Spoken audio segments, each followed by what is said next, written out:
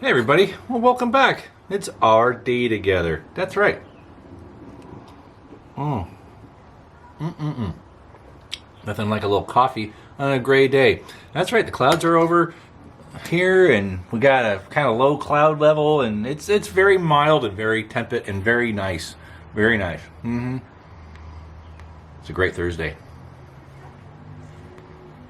And I'm enjoying, of course, some EMP or early morning pipe.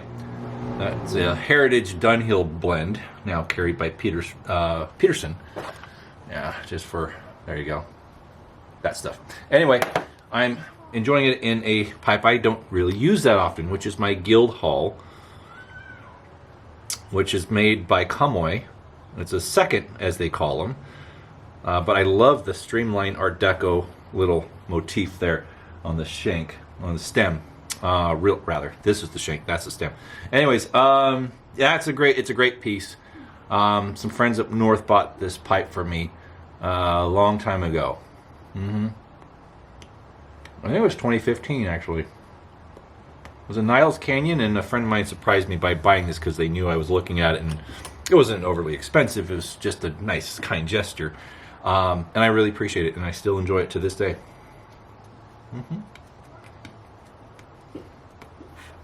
Anyway, this is a great pipe, and it's really, that blend is very nice, and I only smoke English blends in this one because it's an English-made pipe. Shock.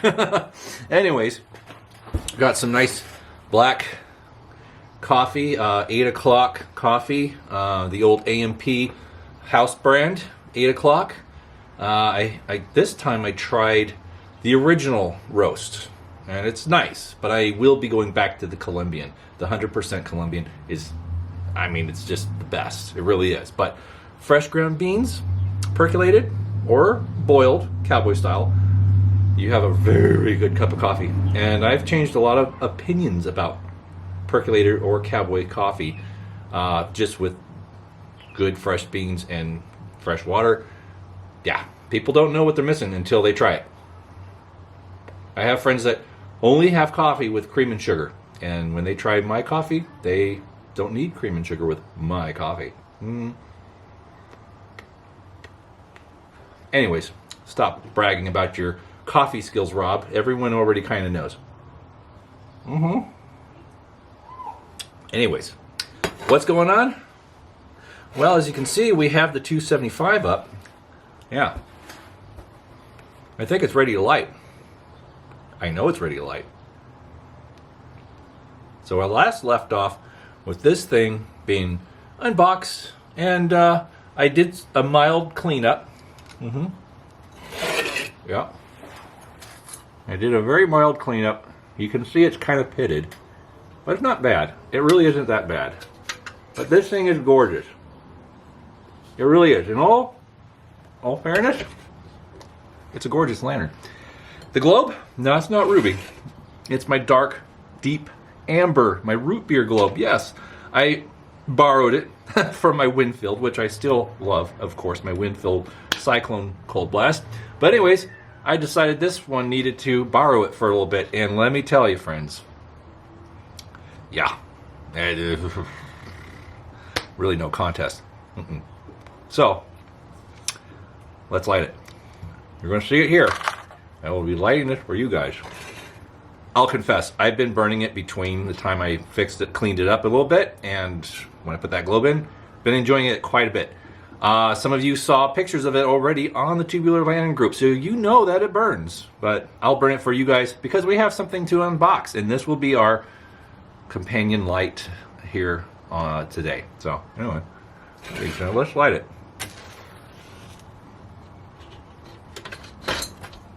Come on. There we go. Look at that. Not bad. Yeah, it burns very well. It does. Once it warms up, we'll just set that there, and that you get to enjoy a very rare tubular. These square tube bowl cold blasts, unobtainium, practically. Yeah. I only own this because of the generosity and kindness of Mr. Mark Stowers in offering me a duplicate. That's right. So some people have multiples of any particular type, and if they have two of one, similar examples, then sometimes they'll let go of one, because in all honesty, they don't need to have two, you know. But yeah, he was planning to keep it, and I think he had another globe that he wanted to put in it. But anyways, this thing is beautiful, and it's rugged, but it really displays well, and I love seeing it in my house. It stays in the house, and I'll have it out here just for you guys. Yeah.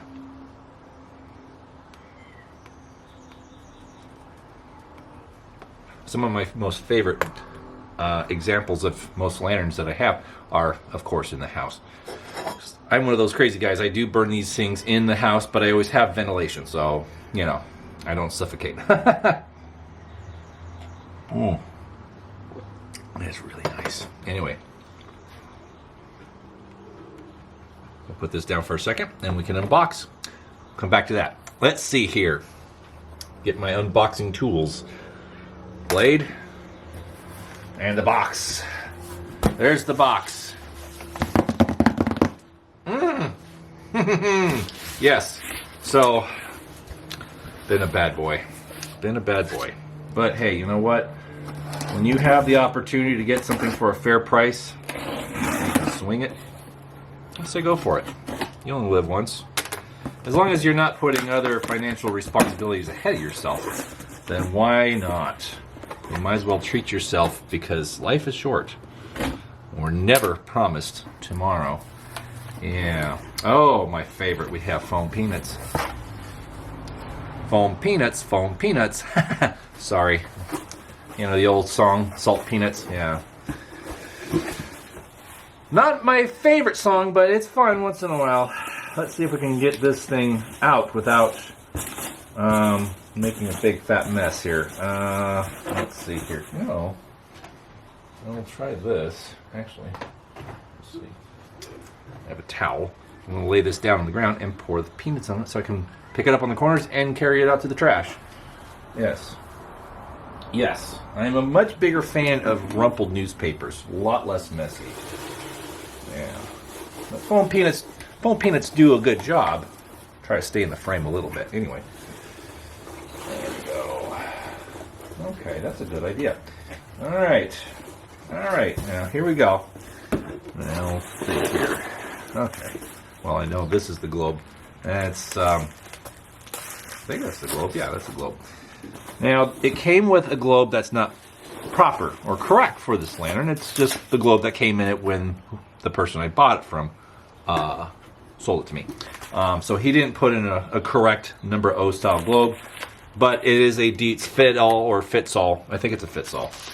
Very common, but it's nice. And I have lanterns that use fits-all globes, so I'm not complaining. No, not at all. And not everybody that has these lanterns understand what globe goes to what, ideally. But, you know, with this style of lantern, there's only one type that really, truly fits it. And it's not a fit-all or fits-all. Not really.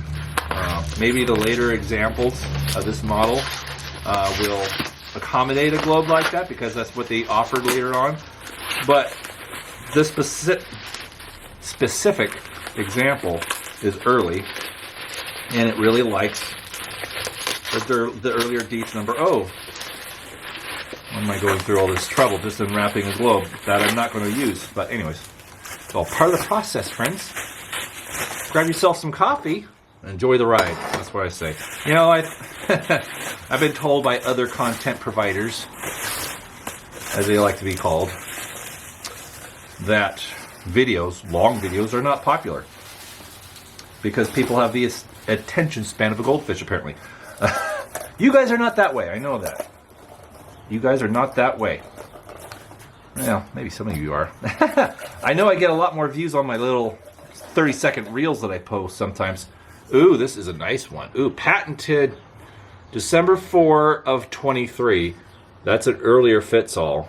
A little bit. Not terribly too early, but it's a good globe. I have high-lows and stuff that this can go in, so that will be a high-low globe. Absolutely. And I mean, it's got a lot of waviness and sorry, I trip upon words sometimes, if you haven't noticed already. Imperfections, we'll say. I have porky moments, yeah. You know, I stumble over words like Porky the Pig sometimes. Yes, indeed, indeed. Okay, now for the main event. The main event. Gee, Rob, you live on the edge. You use razor blades. Aren't you afraid of cutting yourself? No, I'm not a child. I haven't been one for a long time. Let's see here. All right. When you're careful and you know what you're doing, and you're confident, not too cocky or confident, mind you, you'll be fine. That's right. Oh. All right. Here we go, friends. This is a very, very good packing job. Yes. So I bought this from one of the tubular guys. He posted pictures of a few lanterns that he purchased at a local antique store, and then they wound up on eBay. And I saw them on eBay, and I said to myself, "Oh my gosh, I think I know that lantern. I think I know that lantern. I think I know that lantern." So I realized I did know that lantern.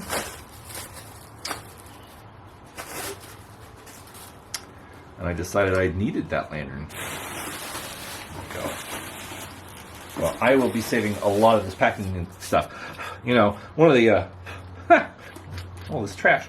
Anyways, one of the benefits of buying lanterns is you get a lot of free packing supplies that you can keep to move other lanterns someplace else. Because, well, brother, I've bought a few lanterns, and I think I need to move a few.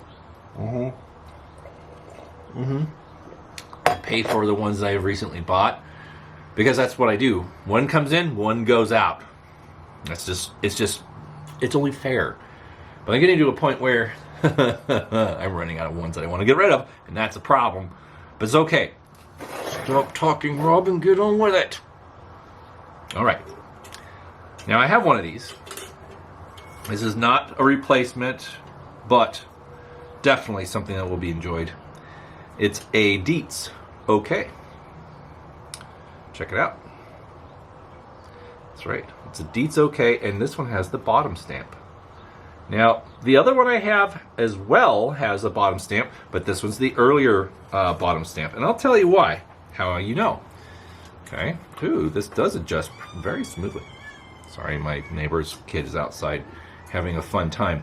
Anyways, oh dear, that is loose. That will have to be soldered. So this little crossbar is loose. I did not know that. That will have to be soldered. Looks like somebody tried to solder it at one time and they didn't do a very good job of it and didn't work. So I will have to see if I can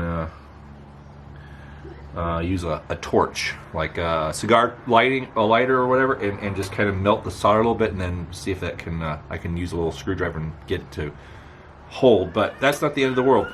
Not the end of the world, no. But we will. This definitely has a shape to it that needs to be bent a little bit, just a little bit. Kind of clanky. But anyways, there it is. Dietz OK. Now, the Dietz OK. It's a very unique lantern. Now, this thing is pretty cool because it allows you to tip the globe back.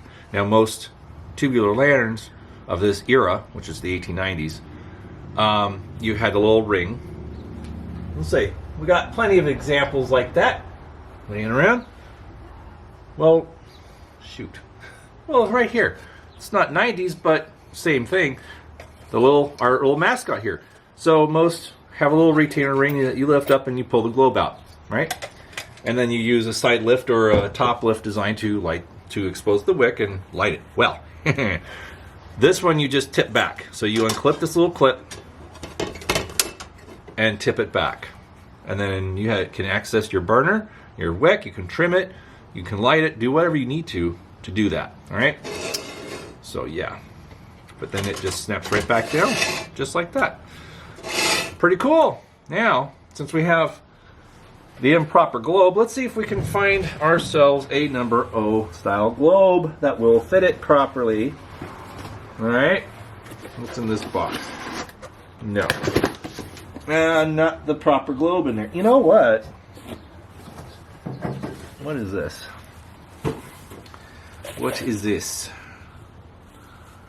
That's a blank tubular globe. It looks with a number 2 on it. So this is more of the style that you need for this. Anyways, well, you know what? We can use a clear, or we can use a colored globe. How about that? We have this ruby flashed globe. Yeah, that would look pretty neat, I think. Let's give it a shot. So let's tip this back. Well, whatever one fits properly, right? Let's see here. There we go. Okay, well that's a good fit. That's a good fit, I think, right? See, that's good. That's going to be annoying. This crossbar is not happy. Anyways, did not know about that. It probably was listed in the description, but I don't know. I don't read descriptions all the time. That's my fault. Anyways, like I said, it's not a big deal. It can be fixed. I can even just put a little JB Weld in there and it'll be fine. And it's not the end of the world by any means. But anyways, there we go. Now she's proper.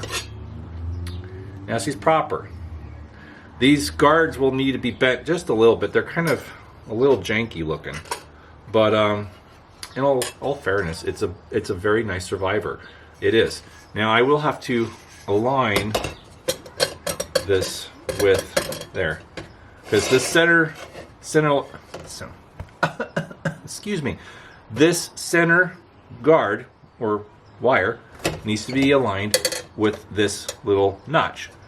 All right, there you go. So yeah, cool stuff. Does it leak? I have no idea. I just pulled it out of the box. I wouldn't know. But anyways, I'm sure that it would hold. Well, I'm getting crazy over there. I would wager a safe bet that it does hold oil.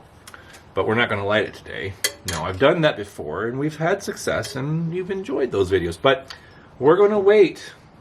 I'm going to try and get this fixed before lighting it. Not that it would matter. It would not change its burn or capabilities in any way.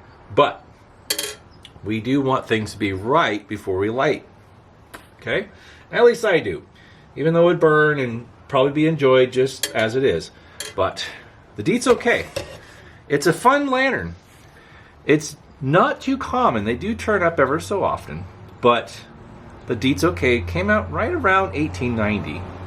And the first versions had a 2-piece fount.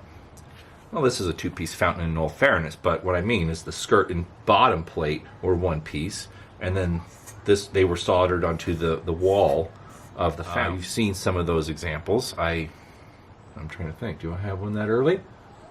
Anymore? I had a square lift. Well, shoot. I think well, shoot. Ah! My lift wire. My lift wire is the same. It's a little earlier, but you see how it was the same iteration of this. So, see how there's a solder seam and a bottom plate here? Same thing. So that's what they were using up until the early 1890s. Right. So early 1890s, they were using that style of fountain bottom, and that's when, right around 1991, the Dietz OK was introduced. I don't have a specific year, but right around there. And these were popular with, you know, all sorts of different applications. They were easy to service, and they had a nice globe guard, and they were pretty convenient to use. They really were. But the Dietz OK had a long life. It went clear into the 1930s. I believe I've seen examples as far as 1935 in some Dietz catalogs that surface online.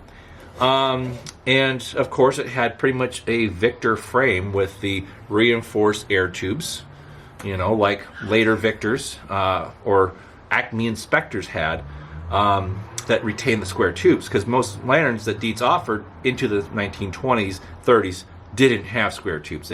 Most of them didn't have square tubes by 1900, but only certain models retained the square tubes, like the Little Star, the Crown, the Victor, and so forth. But most of their models were going to crimped round tubes, which were a lot easier to produce at larger numbers, and yada yada yada. Square tubes were becoming very out of date, just because of the work that went into making a square tube lantern. Now, square tubes, they came out right around the same time as 1890, 1889, 1890, right around there. So they became kind of the standard of Dietz. We all kind of know the history behind the square air tube design. But anyways, the Dietz OK went clear into the Depression era, and I think they were still filling orders for them into the 1940s, but I can't say that's 100% accurate. Now, some experts have seen a Dietz crystal with a manufacture date of 1942. Now, that's way post date of when they were offered. So I suppose Dietz would make you something if you ordered it, even though it might not be in the catalog, which makes sense because they want to fill orders and they want to oblige a customer if that's what they need. So it's kind of neat to know that if you wanted to order something that they stopped making, that they would still make it. Yeah, they had all the tooling. Why not, right? So that's very possible people could still order a Dietz OK as late as the 1940s. But anyways, it's kind of neat to know that something that started in the 90s went clear into the 20th century, almost to the mid-century. That's right. Pretty crazy. But anyway, it's a cool lantern. They're fun to use. This is the second one I own. Now, I was going to address the bottom stamp, right? Let's see. Bottom stamp. Right. This one I have here, my number 0 reflector tubular, has the later bottom stamp. Now, this one, I'm almost done. Jeez, come on. So this one has the earlier one. Now, notice it has little wings. Now, let's see. Were we looking at it the right way? No, that's upside down. All right.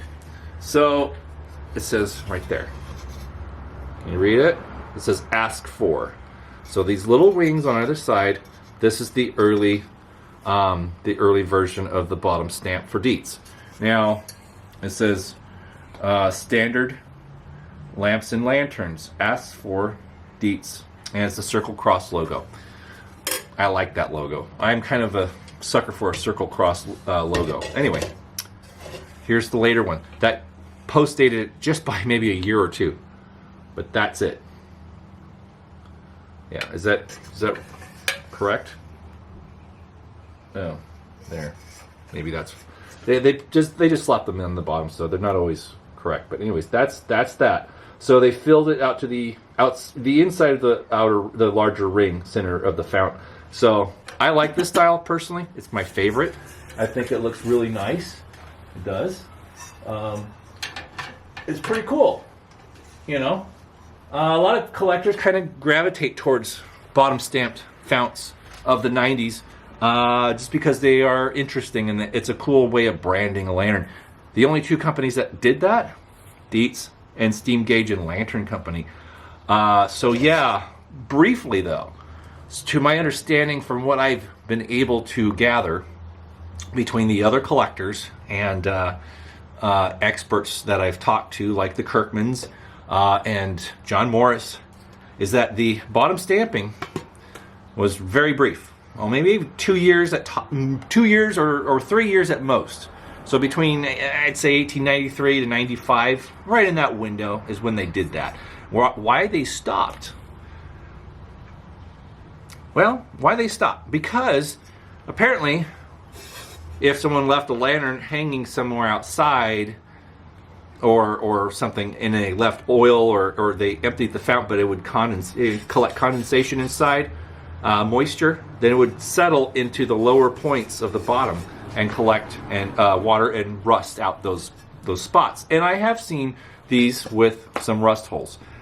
Not terribly too bad, but some. But you know, I've seen other founts that didn't have the bottom stamp that were rusty and needed to be patched anyways. But anyways, yeah, I don't know. They just stopped doing it probably because it was maybe cost more, or it's just another step of manufacturing that they want to eliminate. Who knows what the real reasons why they departed from that. But it was a brief thing. It didn't last very long. But anyways, it's fun to find these surviving examples still to this day in 2024, finding a lantern that's been around since the mid-1890s. Yeah. So, and it will work. We know this will burn again. This will burn again. And today I'll probably address this and just put a little dab of some JB Weld up in an inconspicuous place and fix it so it's correct. Yeah, it'll be fine. At any rate, it's cool. It'll be a fun lantern to use. So thanks again for participating and watching my videos. Let me move this over here. Here we go. You guys make this channel what it is. I'm happy to continue bringing you content of the tubular nature, sharing the history, sharing the different designs that you can find, and also addressing your questions about wicks and oil and all the different things that we do to get these running properly. So with that being said, thanks again you guys for being you and participating in my little hobby here that's actually growing quite a bit. So all right guys, for this week that's a wrap, and we'll see you again a week from now. All right, bye-bye now.